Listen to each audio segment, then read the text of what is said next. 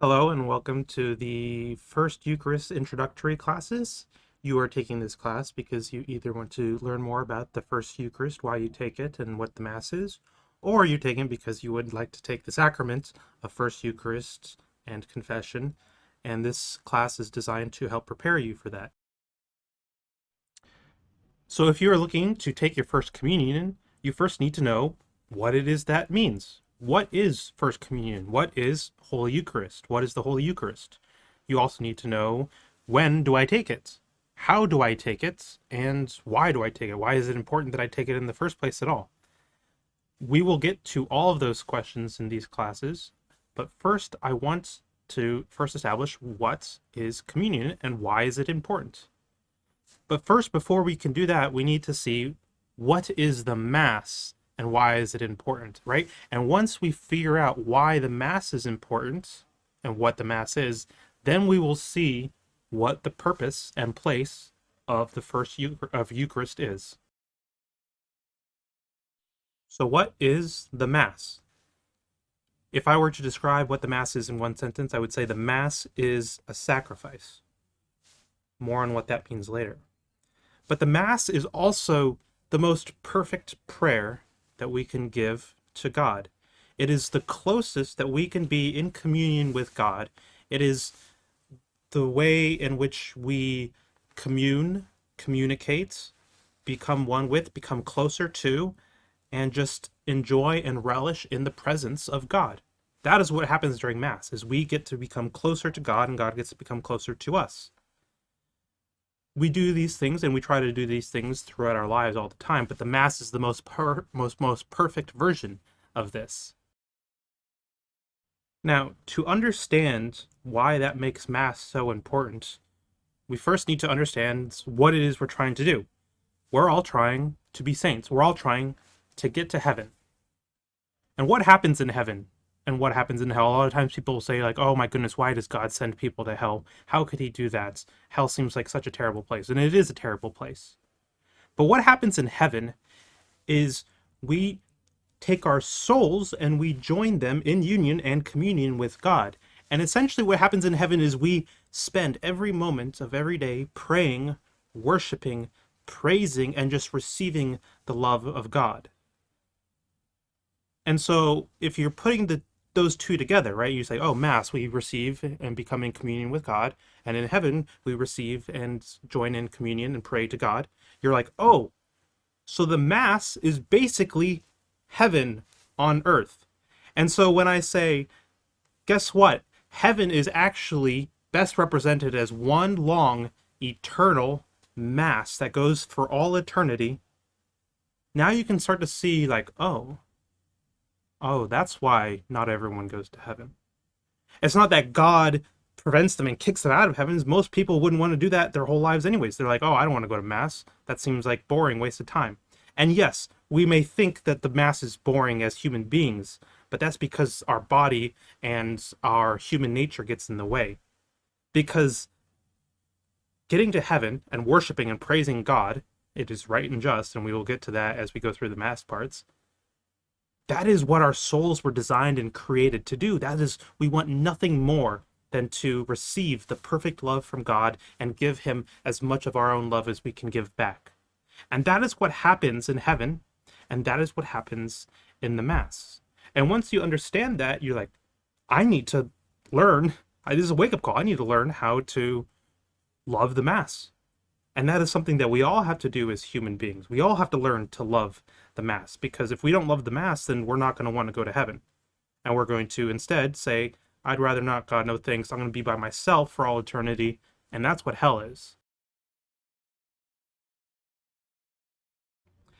Now, before you guys get any second doubts or second guesses about, like, oh, maybe I don't want to go to heaven, just know this, that every good thing that happens to you on earth is a microcosm, just a small sampling, a taste of heaven. And so when you feel perfect love from a friend, from a mother, from a father, from a sibling, from a significant other, they're human. They can't love you perfectly, but every now and then they'll come close to it. And when you feel that love, when you feel that warmth, that is what you will feel in heaven for eternity perfectly with no gaps or anything.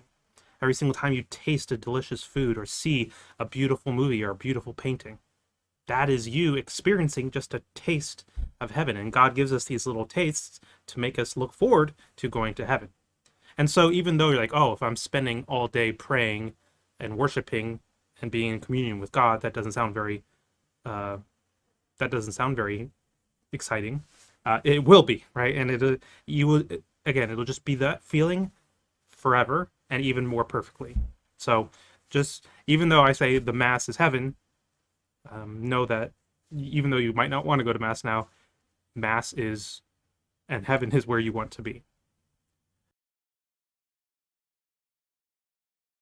So now we understand that the Mass is like heaven. And so the Mass that we only do one time a week, we can also go to daily Mass, but we're only required to go one time a week. That is the most important thing that we can do in our lives, and we should always make room to go to Mass, because if we can't even spend 1 hour a week going to Mass, then, what hope is there of wanting us to do that for eternity? We're probably not going to send ourselves to heaven. We're going to send ourselves to hell. So the Mass is the most important thing that we can do in our lives. What's the most important thing in the Mass? Well, the Mass is actually a story. And every single Mass has its own story, has its own journey, and we are going to go through that journey. But first, I want to give you guys the overall picture. Picture the plots device that you guys probably learned in your English literature class, right? You see that little triangle where you see here's the setting, right? And then you have the rising action, and then there's the climax, and then at the climax it goes down, that's the falling action, and then you have the resolution at the end. So the Mass is comprised of all of those moments. And what is at the climax? The climax of the Mass, right? The moment that everything kind of hinges on, just like it does in a book, just like, oh my goodness, this is the entire book right here. The entire Mass is building up to the Eucharist. And the part of the Mass where the priest raises both the host and the cup and goes through him, with him, and in him, and sometimes he'll chant it and sometimes he won't. And he ends with forever and ever. And then we respond with what is known as the Great Amen. That is that peak. That is the peak of the Mass. That is what the entire Mass is centered around. Is us glorifying, witnessing there is Jesus. We get to be in communion with him, and we say amen, which means we believe. And then you have the falling action, which then results in us where we get to enjoy the results of the climax. We get to enjoy being in communion with God. We get to pray with him. We get to close together in communion with the church community. And that is kind of how Mass ends.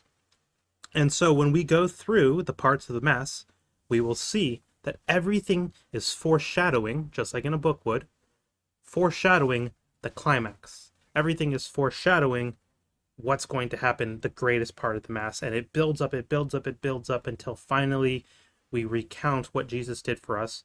We recount his sacrifice. And that's why the Mass is a sacrifice. And then we get to partake in that sacrifice. So stepping back,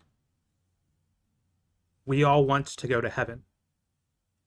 The only time on earth that we get to experience a part of heaven is at Mass. And so the most important thing that we can do in our lives is go to Mass. And the most important thing in the Mass, the thing that everything builds up to, is the Eucharist. And so you guys are, if you are taking First Communion, you are preparing to do the most important thing for the most important thing that you can do in your life. And so that is why we hold the sacrament in such reverence and such awe, because we know this is the closest to heaven that we will be. And so we're going to go over the Mass parts. We're going to go over what is the Eucharist and why it's important, why it's the most important thing of the most important thing. And we're going to see all those things in the coming class.